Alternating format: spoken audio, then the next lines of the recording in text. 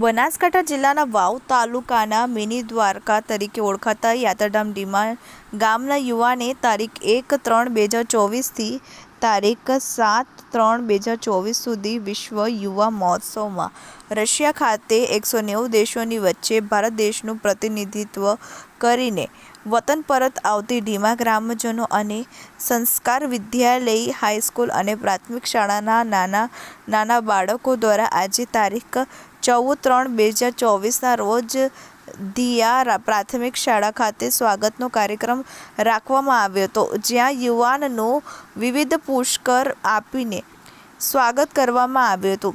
આ દરમિયાન પીવાને શાળાના વિદ્યાર્થીઓને શિક્ષણ બાબતે કઈ રીતે આગળ વધવું જેના વિષયની સ્પીચ આપવામાં આવી હતી અને ત્યાં કઈ રીતે યુવા મહોત્સવ યોજવામાં આવ્યો હતો તેના વિશે ગામ લોકો સહિત બાળકોને માહિતગાર કરવામાં આવ્યા હતા.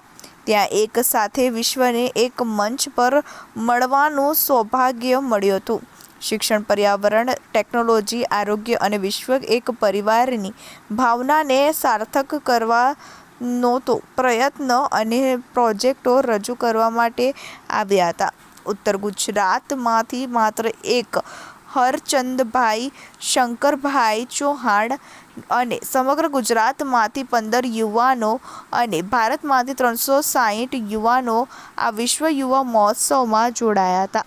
રશિયન સરકારે આવવા જવા માટે સ્પેશિયલ ચાર્ટર્ડ પ્લેન મોકલ્યો હતો. વિશ્વના તમામ દેશો સમૃદ્ધ અને સશક્ત બને, પર્યાવરણ જાગૃતિ કેળવાય, આરોગ્ય વિષયક, ટેકનોલોજી વિષયક તેમજ શિક્ષણની ગુણવત્તાને વધુ સમૃદ્ધ કેવી રીતે બનાવી શકાય તેમજ માનવીય મૂલ્યોનું જતન કેવી રીતે કરી શકાય વગેરે જેવા વિષયો પર કોન્ફરન્સો યોજવામાં આવી હતી.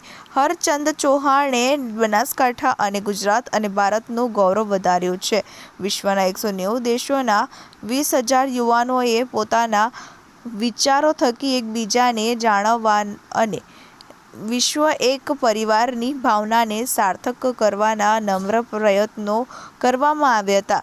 જોકે શાળામાં સ્વાગત દરમિયાન ઉપસ્થિત ડીમા પ્રાથમિક શાળાના આચાર્ય ભૂરાભાઈ રાજપૂત, સંસ્કાર વિદ્યાલય હાઈસ્કૂલના આચાર્ય થાનસિંહ જાડેજા, વિરમસિંહજી ચૌહાણ, BR આંબેડકર પ્રાથમિક શાળાના આચાર્ય હરિરામભાઈ ચૌહાણ, આંબેડકર નગર પ્રાથમિક શાળાના આચાર્ય રમેશભાઈ ખત્રી, SMCના અધ્યક્ષ ઠક્કર દશરથભાઈ બ્રાહ્મણ, નરસિંગભાઈ શિક્ષક પંડ્યા, વિઠ્ઠલભાઈ સહિતના નામી અનામી લોકો મોટી સંખ્યામાં ઉપસ્થિત રહ્યા હતા.